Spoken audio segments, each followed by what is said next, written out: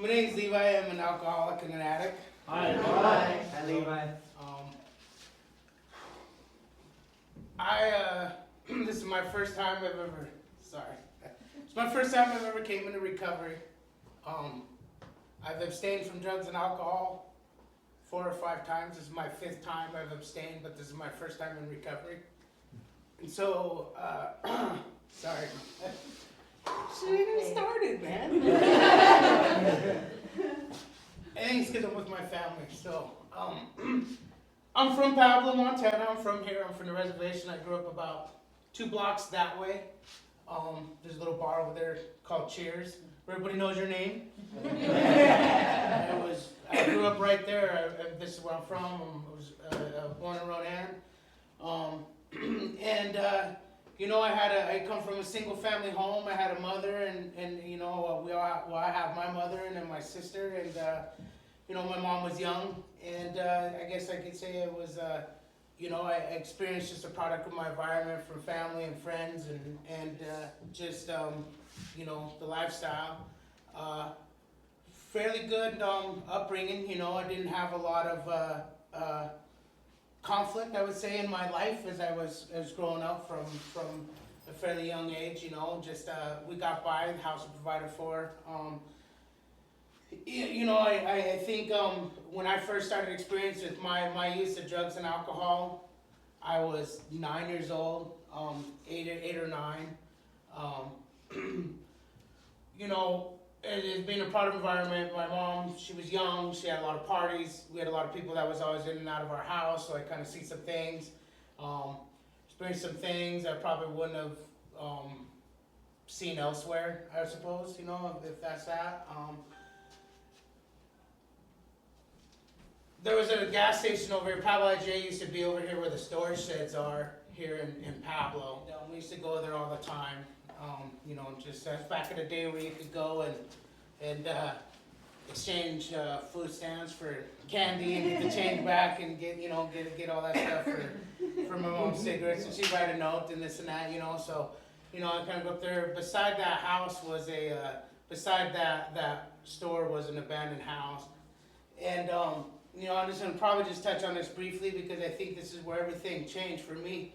One of the people that my mother had partied with a lot, I seen him in and out of our home and stuff like that. Well, just in passing, I heard, "Hey, Levi, come here."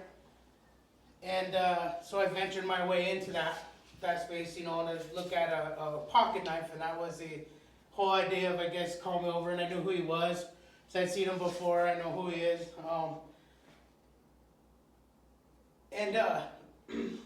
I'm not the only one that things like this happen to, but things happened in that house that had sent me in a different direction of my life.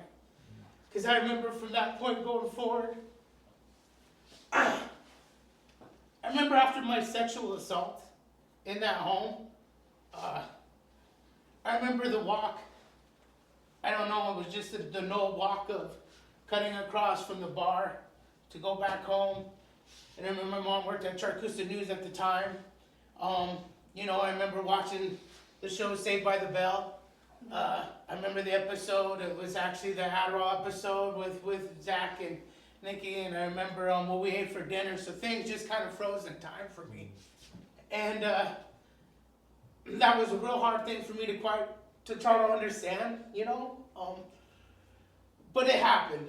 And, I think at that time I didn't, there was nobody to really share to or express with, and I just, I kind of pushed it aside, and I think at some point, I don't know, my first drink of alcohol, was from Cheers, because, me and my cousins and stuff, we go steal the alcohol and stuff from the bar there, from some of the drunks that were just kind of outside, we'd steal cans, and it just kind of, that's where I kind of figured, well, that was my escaping moment for me, was that's where I first experienced my use was with alcohol.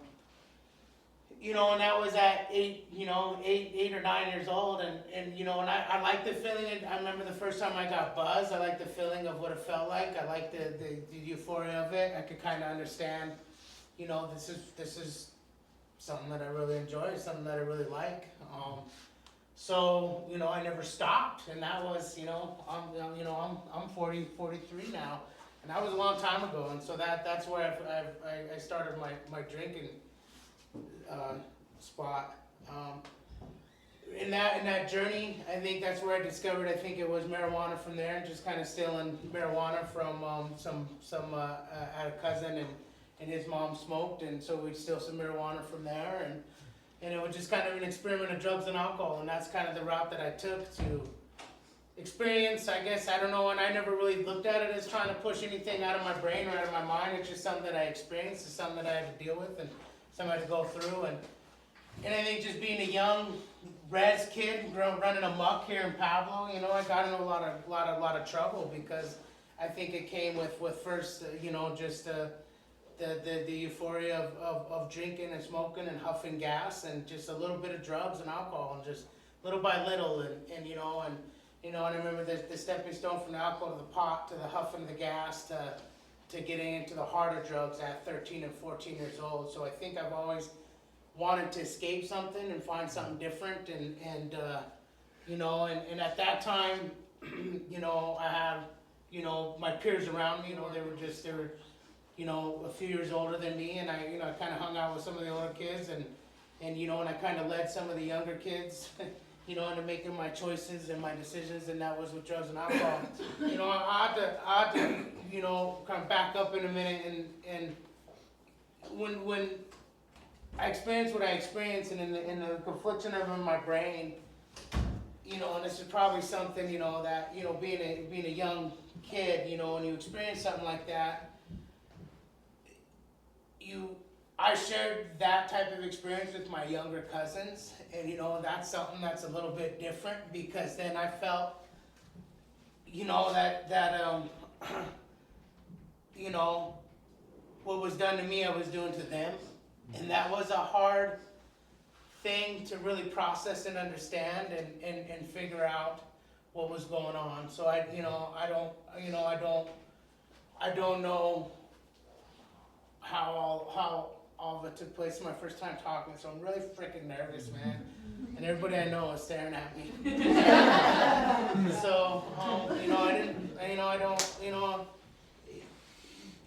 going through things, growing up on a reservation and making a choice to choose to use drugs and alcohol, that was an easy escape for me.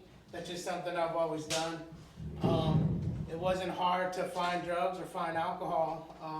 I went from smoking and drinking to doing crank out of a light bulb. That was one of the first things that I'd done was crank out of a light bulb, and that was that I had seen, you know, something that was modeled and something that I kind of picked up fairly easy, and you know, just a repetition of just drugs, alcohol, and dope, drugs, alcohol, and dope, and just kind of growing up and just kind of doing that thing led me into my first legal troubles, and my first legal troubles came probably when I was 13, 14 as well.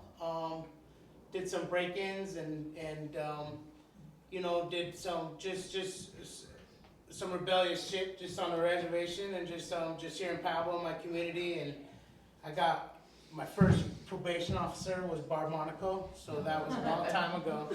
So that was quite a while ago, and so that was my first, I guess, because of my choices of drugs and alcohol and going into the system. That's where it kind of started for me. And as a juvenile and kind of going through that, I didn't really process, you know, that my choices throughout my life of using drugs and using alcohol was ever going to really affect me, man. It was just something that I seen, the bonfires up in the mountains, the bonfires in the woods.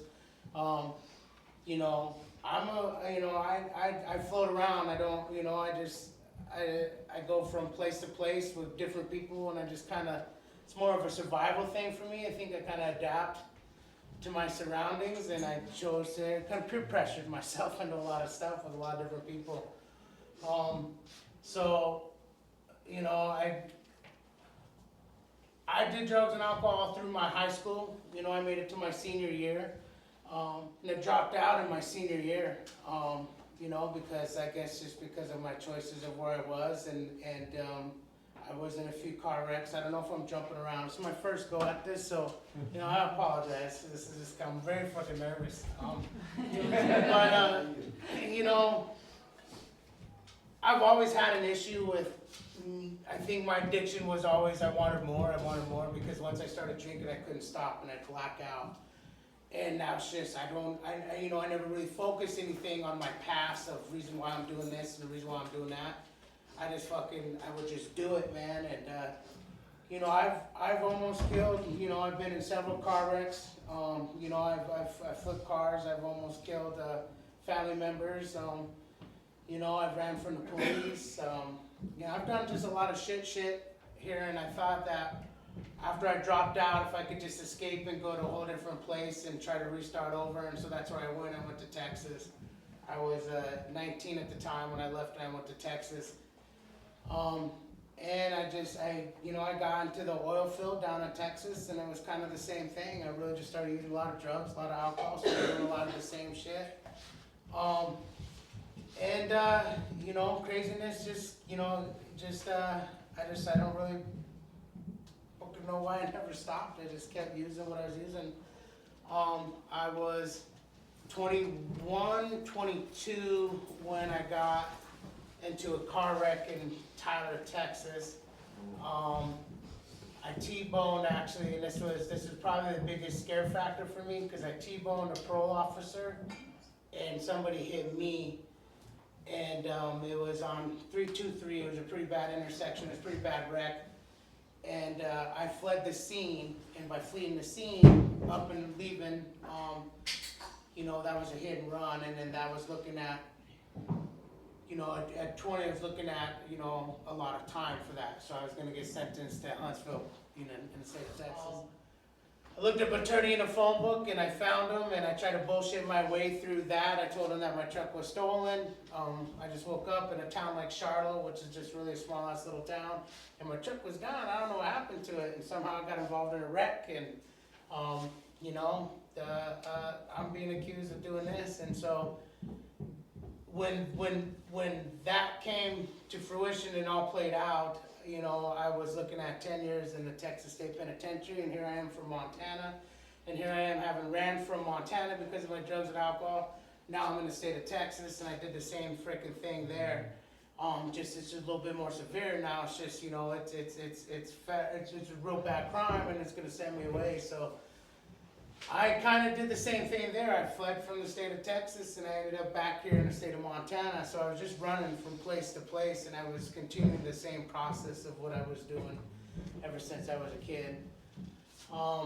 Back here in Montana, man, I just right back to the same crowd of people, the same type of shit that I was in before, and I just fell right back into the same choices of drugs and alcohol, and I ended up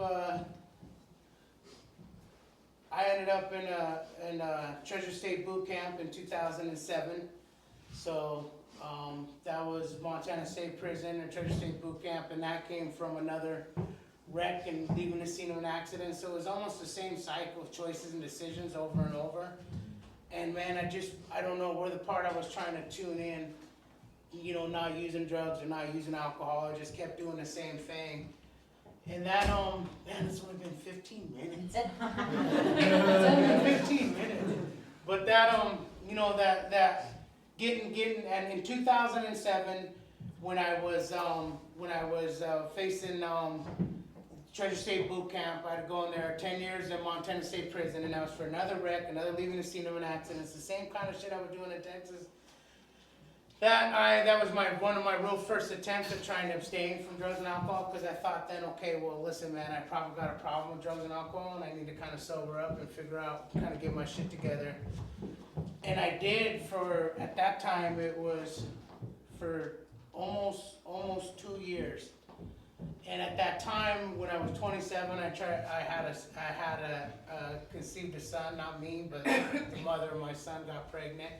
She's from the reservation, and because of my choices and my decisions, my son, I never got that opportunity to be with my son.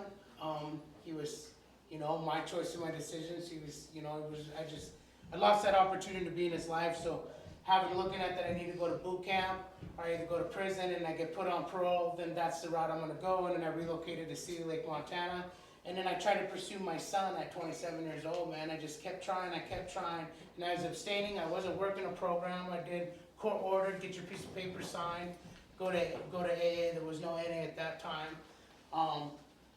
And I did that for a good 2 years before I just said, fuck it, I couldn't do it no more. And I just fell right back into the bottle, and then falling into the bottle, that's just always been my scapegoat. That's always been something that I've always done. I drank, almost every day. I worked at the sawmill there in City Lake at Pyramid Metal Lumber Company, so I drank almost every day after work, and I don't know, man, it just, my disease, my addiction, and then my thoughts, I didn't look at I didn't have an outlook to life. I just didn't see nothing positive, and I was going through it. And at that time, I figured, it'd be a coward to take your own life and to let people know that you took your own life. So I tried to make it look like I was gonna die of hypothermia. And I went outside on my porch in City Lake, and it's the middle of January. And I said, man, it's gonna look like I'm getting some firewood, and I'm just gonna sit right here, and I'm gonna finish my bottle, and that's the way I'm gonna go. I'm gonna die of hypothermia. And I think, oh, you fucking just went outside and passed out. Well, that didn't work. I was, I was surprised it didn't work. I woke up, cold as fuck, went inside, the stove, we had a glass front stove, in this little tiny fucking trailer house in City Lake, and I'm all, what the fuck, man? I sit in front of these coals, and I stare at these fucking coals, and I'm like, what the fuck is going on here, man? How come I can't figure out what the hell is, I just couldn't figure out my life, man. I was fucking lost, and I just felt alone. I was lost. I was, drugs and alcohol was always my choice and my decision to go to. And I remember, I grew up in an environment where you have a traditional belief in a higher power and a creator. And I grew up in, in certain points of views, but I never really had a concept of what a creator would be, or a higher power, or who to ask for help, or where to go outside of my own self, because I always thought that I had to control everything around me, good or bad, and if I couldn't fix it, then I just run from it, and that was that pattern I took. But I remember when I fucking woke up and I went inside and I was shaking, and I was sitting in front of my stove, and I was looking at the ashes. I was like, fuck, I gotta do something different. And I asked my higher power to give me something to help me understand what love is, what it would feel like to love myself. And I said, I don't give a fuck if it's a child, if it's somebody else's kid, if it's a woman, if it's just something to just help me understand who I am and kind of grow me. I was stuck in this little cycle of shit. And, I never stopped drinking though. I said that prayer, and I'm going to my bedroom, laying there, after, I was fucking warmed up and looking out the bay window and looking outside at the stars through the window, and I asked for that, I guess you'd say a prayer, and just kind of cast out as a prayer. I kept drinking, I kept partying, I kept doing my thing. I was going from City Lake back here to Polson, and I was going to the Salish, and I ended up meeting my daughter's mom at the time. She conceived what he thought was my daughter. Kind of find out that my daughter was not my daughter. We did a DNA test and went through all that process, and I was still partying, I was still drinking, I was still doing all the same shit I was doing. And then when I found out after we did a DNA test, this is something I wanted since I couldn't have my son in my life, and I tried so hard to get my son, that maybe this was the answer. And when I found out it wasn't the answer, I decided, okay, well, this is the time I need to grow up and make a fucking change. And so I opted to step up and be a father figure in this little girl's life. And I was allowed the opportunity to adopt my child. So I did, I adopted my daughter. That was my second stunt at trying to get clean. I quit drinking, I quit smoking. I slowly relocated back over here from City Lake to St. Ignatius, and I was living here on a reservation. And I was going really good, man. I was going 3-4 years of just doing the right thing, co-parenting with this little girl, raising this child like we should. And I was on parole, and I was doing all that, all the things you're supposed to do when you're going through, growing out of your own bullshit. And I you know, I separated from my daughter's mom at that time, and I kind of went in a different choice. I always have a run to use drugs and alcohol, and I ended up relapsing then, I guess, and then that was in 2015. My daughter was born in 2009, and that was 2015, and I got a DUI, and at that time, that was my 4th DUI in the state of Montana, and that sent me to the WATCH program. So I'd already done Treasure State Boot Camp. I was on my way to the WATCH program, so another DOC program that I was going to, and so that's where I went. I ended up in the WATCH, and so I went through WATCH. I came out of WATCH feeling like I had all my shit figured out, but I just stayed clean and sober. I didn't go to no groups, I didn't do no meetings, I didn't do nothing in recovery. I did what I had to do. I got a sponsor for the first 7, 8, 9 months of getting my papers signed, to kind of get my own release, to being able to leave and kind of go back out and journey off into my own little world. And so I did that. I did that for you know, 7, 8 months strong, and then when I had an opportunity to kind of cut my own weight and go, then that's what I did. And so I chose to do it on my own again, and I thought I had all my shit figured out, man. And at that time, you know, from 2015 till 2019, 20, I was doing really good. I wasn't working a program, but I was still clean and sober, white knuckling my shit when I had some issues. I was angry, I was frustrated, just a lot of shit would come into my life that instead of running, because now I had this daughter that kept me grounded, I just dealt with it. And at that time too, I was trying to put my son in my life, and I kept praying to put my son in my life. And it's crazy how when everything that you want lands in your house, I was given an opportunity to have my son come into my world. My son came into my life. Man, I thought it was the best fucking thing in the world. I thought, here's my daughter, here's my son, here's this woman, my son's mom, I'm gonna go for it. I had all this fucking shit inside my brain that wasn't even, I was very unhealthy, man, because I had all this past resentments, these past reflections, these past issues that I never truly fucking dealt. I never grew up out of any of my bullshit that I've been through. And when my son and his mom came into my life, man, that was the same time as COVID. We're talking 2020, 2021. Slowly started to kind of dabble with a little bit of weed, and that's kind of how I started, smoking a little bit of marijuana. And I was going from a little bit of marijuana to just a little bit of, you know, I'd get a beer, and I'd be like, okay, kind of test the pressure of just drinking a beer and just see how well I could handle it. So it kind of accumulated more and more, and next thing you know, man, I'm fucking buying bottles, handles, and I'm fucking drinking, and I'm creating a toxic environment where I'm from, because the issues of why I never had that opportunity with my son back in 2007 that led me to get my daughter in 2009, I never healthily addressed that with my son's mom, so I took it out on my son's mom. And we took it out on each other in the most horrific, toxic fucking ways that anybody could take anything out on. I'm not proud of who I am or who I became while I was drinking and while I was using, how physical I became, how verbally, mentally, and physically abusive I was, how I had this opportunity with this little boy who was told however it was, he was shown to me in my life. Here I am, man, and I have this golden opportunity, and I fucked it up because of my drinking and my drug use and my spite and my mind and my resentments and all this fucking reflection of who I am from my past. And I fucking rode that fucking cloud about as far as I could.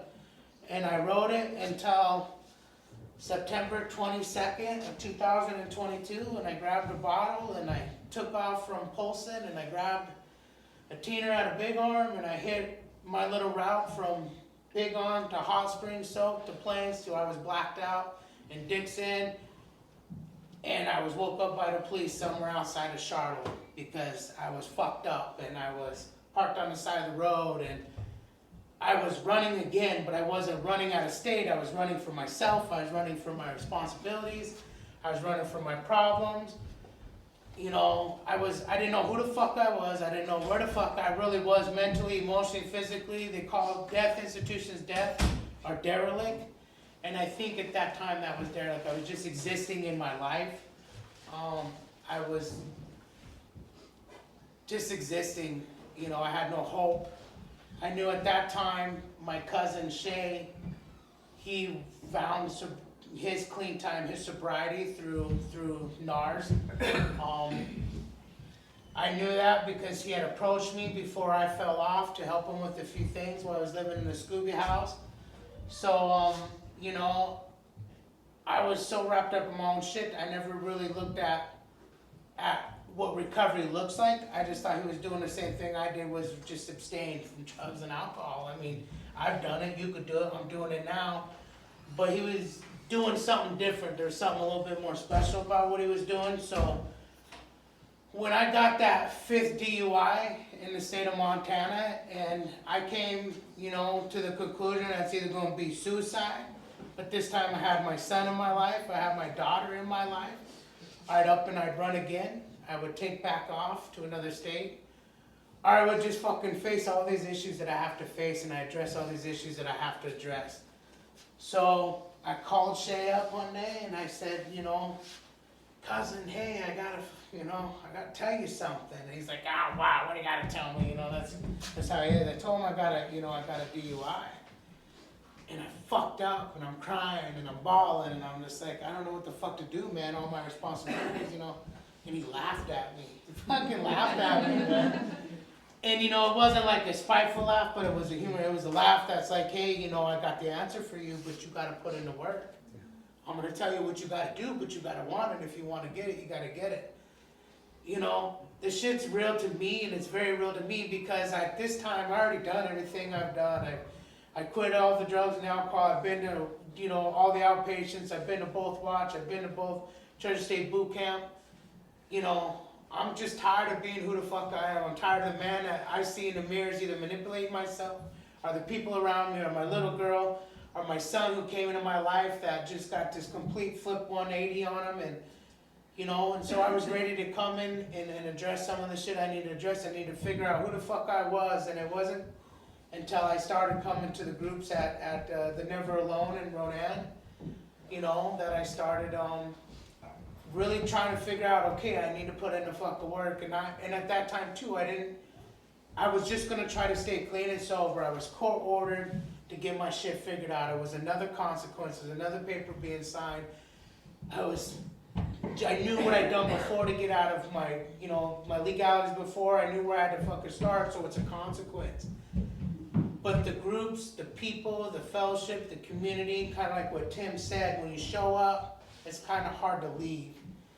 There's genuine people there. I knew when I came into that recovery hall in Ronan, I knew that when I had the opportunity to look at myself and focus on myself and address some of these issues, that I was going to be with some people that were going to sit and go through the shit with me, that were going to be there on the other side to help me, and they weren't going to be on the other side to take that vulnerability that I share and you know, and cast it in my face. And I was scared at first when I first went through all this stuff, man. And at some point when the time came to shift, I mean, I think it did when I got to meet, you know, some pretty important people in my life. That's kind of led me into the direction I did. When I adopted my daughter, I didn't know her biological father wanted anything to do with her. I didn't want the same thing to happen to me that would happen to him. So when I lost my son, that opportunity, I never got an opportunity to meet the person that stepped in and stepped up to take care of my son. But when I adopted my daughter, I met this man in 2009. He signed away his rights. He wasn't ready to be a father. And we didn't speak to each other until one day I walked into the NARSS and he was sitting in the same fucking group that I had to go to. That to me was kind of like an aha moment, because any other time I felt I felt like I needed to protect my daughter, I needed to protect myself. So when I met him, and I met him in a group purpose and we went through this, man, I remember the feeling of, okay, things are gonna be okay as long as you allow them to be okay, and as long as you take the opportunity to fucking focus on what's important. At that time, it was important for me to unfuck myself and get this shit out of my past. That was one thing I need to get out of my past. taking that step forward, that kind of flipped from a consequence to a conscience. And then I think I started to internalize a lot of the things that we go through, a lot of the groups and a lot of the stuff that I hear in the NA meetings and a lot of stuff that I hear in AA meetings. I go to both NA, NAA in my recovery. And I listen to what a lot of people share. And I've always approached people in both NA and AA as genuine people, not looking in my old alcoholic behaviors. I'd meet you and I'd want to fuck you. That's the way it was, man. That's just the way it was. Or I'd want to try to get something over on you. This was different for me, man. I just wanted to unfuck myself and figure out who I was. And I didn't want to stare at that man in the mirror and be like, dude, you had all this opportunity to get your shit figured out, but you never figured it out. You manipulated yourself through it. You got through your legal consequences, and then you're back out doing the same shit. You're gonna repeat the same process. And when I started to just do the program, you know, live life on life's terms and deal with the things that I've dealt, I had the ability to rebuild some business ventures that I had before in the past, you know, with my drone company, and I had an opportunity to rekindle some lost relationships that I fractured in my past, and you know, I have an opportunity to stand up here and fumble my way through a fucking speech with everybody. I have no fucking clue. Tim, put that down. You know, I'm very thankful that NARSS does exist. I'm very thankful that my cousin found recovery. I'm very thankful that the person before him found recovery, and that the person found recovery that led that man to recovery, and the ripple effect that Narcotics Anonymous and Alcoholics Anonymous teaches.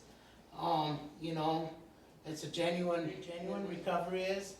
You gotta want it if you want it. For me, I fucking want it. I don't want to go back out. I have lifelong friends that I have sat in treatment programs with, and lifelong friends that I've used with.